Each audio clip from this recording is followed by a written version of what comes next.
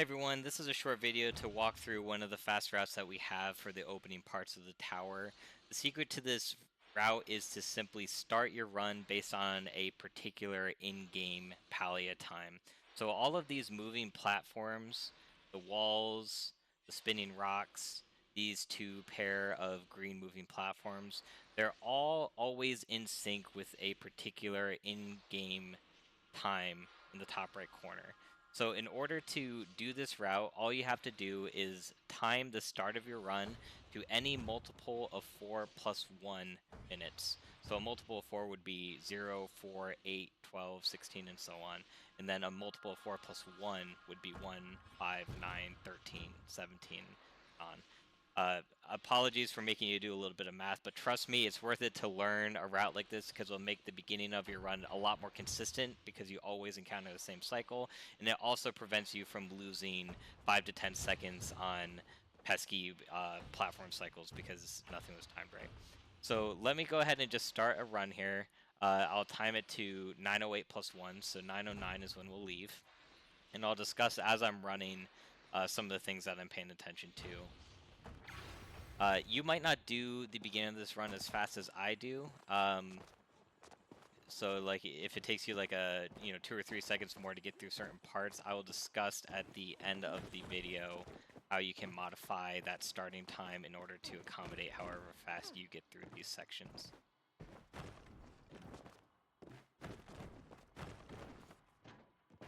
So the first goal of this to catch the right cycle is to enter this furniture field as this wall is pointing to the left. You should get to the second wall just as it's clearing this round table here, and then immediately run over to the boulder section. Just mash climb to get up this section. And then if this is timed right, you should be able to hop on top of this rock. 3 jumps and a short climb. Over here, mantle here, and then 2 jumps. Wait for this rock. Jump and then 1 or 2 jumps to mantle. And then once these rotate, you should have full stamina. Jump 4 times. Little climb, 5th time. And then if you did all this right, this wall should swing in front of you as you reach it. Which is important, because if this wall isn't swinging in front of you, then you're not going to catch the right green platform cycle up here. But because that wall swung right in front of us, that means that we're going to be able to get over here just as this platform turns around, and then we won't have to wait at all for these platforms to get into position. And you should land over here in about 1:30. Unfortunately, this is where the consistent route ends. Everything up until this point is always synced with the in-game timer. Everything past this point is up to the whims of the tower gods. At the time of making this video, we have no consistent method to determine when these platforms are going to be in what position. You kind of just have to run and pray that you get a good cycle. But the other side of that is having this route that always gets you to this point at the same time, and you always have the same cycle and you never have any randomness, helps a lot in dealing with the future randomness because you don't have to worry about losing so many runs to the beginning of this tower run just with bad platform cycles and so on. Okay, so let's talk a little bit about how you can adjust this run to fit whatever speed you do the opening section. A few things first about the in-game Palia timer. So, as you probably already know, a single Palia day is 1 hour in real time. That means that a single Palia hour is 2.5 minutes in real time. And then, based off of that, a single Palia minute is on average 2.5 seconds. However, there's a little bit of quirk with the timer. If you watch the timer in the top right closely, you'll see that the even minutes are actually longer than the odd minutes. Each Palia minute is 3 seconds in real time, and then each odd Palia minute is 2 seconds in real time. So 1 Mississippi, 2 Mississippi, 1 Mississippi, 2 Mississippi, 3 Mississippi, 1 Mississippi, 2 Mississippi. So 3 seconds for even minutes, 2 seconds for odd minutes. That's important because if your run, say, takes 3 seconds longer to reach this first rotating wall, it takes you 3 seconds longer than it takes me. what you can do is look at the time that you'd usually start. So you'd say start a run at 10:41. That's a multiple of 4 plus 1. If you need 3 extra seconds, that 10:40 minute, the transition from 10:40 to 10:41 takes 3 seconds. So if you need 3 more seconds to reach the wall, instead of leaving at 10:41, you could just time your run to leave exactly on a multiple of 4. And then that would give you the extra time that you need to make sure that you hit the cycle at the right time. If you don't need quite 3 seconds, one thing that I would recommend doing is to leave on a multiple of 4. So say you leave at 10:56, but then start your run further back into the landing area based on how much extra time you need. And you can experiment with this a little bit so that based on how fast you're doing the opening section, you can always get to that first rotating wall as it's pointing left. And then so you can add like an extra second or 2. Just watch the clock and then hit forward, just like you would on the starting line here. So let me go ahead one more time to the boulder section to emphasize some of the things that I do that might not be obvious just from a quick run through.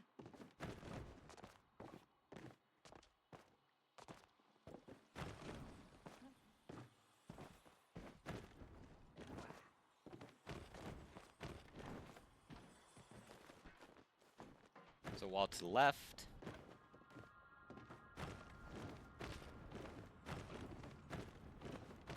And you'll also notice that I'm running this so fast that, not so fast, but fast to the point that I get a little bit gummed up on this wall.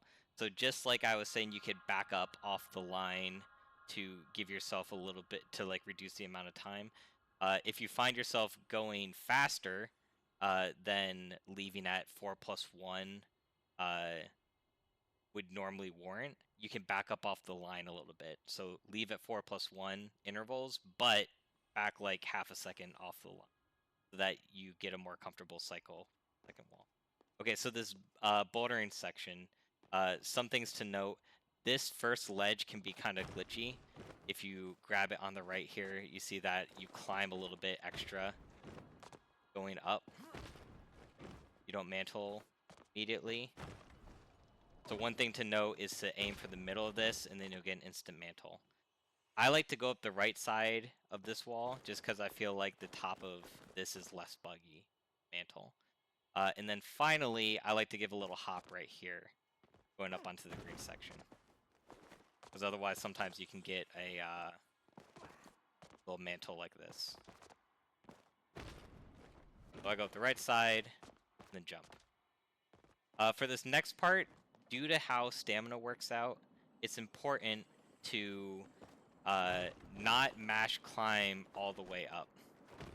I suppose like first the most important thing is to get a little jump off the top here. So you get a little jump, you do 3 jumps, and then you climb a little bit. You don't want to do the 4th jump because it's going to cost you too much stamina. From here, when you jump onto this rock, it's important that you mantle on this little ledge, because otherwise you're going to be doing jump climbs from down here. Kind of hard to replicate it, but it does happen sometimes if you jump too high on this. Let's see if I can. Kind of hard, but you want to mantle on this, and then you go 1, 2 jumps. You'll notice that I sometimes do diagonal jumps, and that's because some of these ledges, like the one down there, are a little bit buggy. So sometimes you see, like right there, I jump up and it doesn't immediately let me mantle. And I found that doing a diagonal jump there is a lot more consistent. Same deal with mantling on this guy. You can just go straight on, but sometimes this mantle's a little buggy. You like that? So instead, what I usually prefer to do... Oh, I did. What I usually prefer to do is to veer off to the right. Grab on this side. That's a lot more consistent to jump. As for the cycles of these rocks right here, one visual cue you can use is to line up your camera kind of at the middle of the rock, and then once it's flat in front of you, once you can't see either the top or bottom of the stone, then you start going. I like to try to pay attention to jump on the second half of the stone and then just 3 quick jumps. It's important on this set of jumps that you get some height off of the third jump. So you want, when you get to that third stone, to get a little bit of a jump off the final edge as you go to the middle pillar. And that will make your final climb a little bit more consistent. If you get enough height, sometimes you can just mass jump all the way up to the top like this. That's if you get a really good jump off the third one. Sometimes you don't get a good jump. And so what you have to do, if I can replicate. So sometimes you'll end up about right here. This is not high enough. You need your hands to be about at the gold bar here on the platform in order to reach the top of this platform. So you need to get a jump off the last one. If you don't get a great jump, you might need to climb a little bit before you do your 5th jump in order to get on top of this platform. And then similar mantling issues for these boulders. You got to watch out for this corner. I like to hit right at the corner of this first rock. Then I hit on the left side of this. And then I will grab this and jump up diagonally to get up here. And I find that pretty consistent. It doesn't troll me too much. And then once again, the important part is to reach this point as this wall swings in front of you. It's very easy to go to the left once you know what to anticipate. You can just hold forward through those rocks and glide over. And these platforms will always align. And then you just hold onto your pants and full send the green area and hope for the best. And that's it. That's the fast route to the green platform section. Hopefully that's helpful. I have another route that is slightly faster than this that I don't recommend, but I will eventually put out a similar video for discussing how to do this first section 2 seconds faster at the cost of selling your soul to the devil. So look forward to that in case you're a maniac that wants to squeeze every millisecond you can this run. All right, thank you for watching.